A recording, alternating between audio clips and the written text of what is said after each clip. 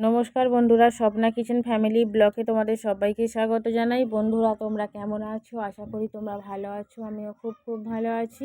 এখন বাজে সকাল 9টা। তো এখন থেকে আমি আমার ব্লগটা শুরু করে দিয়েছি। সকালে মিঠাই স্কুলে চলে গেছে, স্বাগত গিয়েছে পড়তে।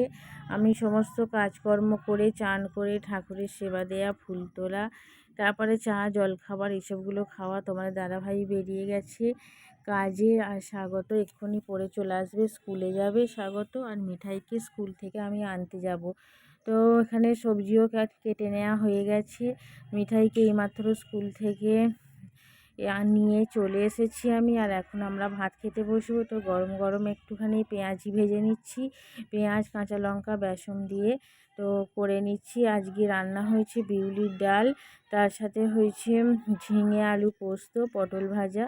তো আজকে মাছ মাংস কিছুই রান্না হয়নি। তো ভাবলাম গরম গরম একটুখানি পেঁয়াজ কাঁচা লঙ্কা বেসন দিয়ে ভাজা করলে ভাতটা খেতে খুব ভালো লাগবে। তো দুপুরবেলা পরে আবারও অনেকটা পরে ব্লগটা শুরু করলাম। এখন বাজে 8টা। তো মিঠাইকে দুপুরে ঘুম পাড়িয়ে দিয়েছিলাম, তারপর ঘুম থেকে তুললাম, সন্ধে দিলাম, ওকে খাওয়ানো পড়ানো সব কিছু করিয়ে আর এখন আলু আর ডাল দিয়ে একটা ডাল বানিয়ে নিচ্ছি।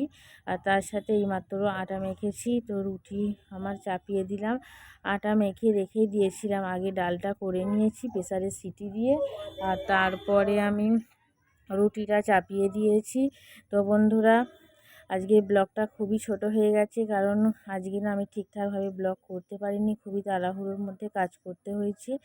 তো টাইমের জন্য করা হয়ে ওঠেনি। তো আশা করব পরের ব্লগগুলো খুব একটা ভালো একটু বড় করে করার। আজকের ব্লগটা এখানে শেষ করছি। প্রথম থেকে শেষ পর্যন্ত দেখার জন্য ধন্যবাদ।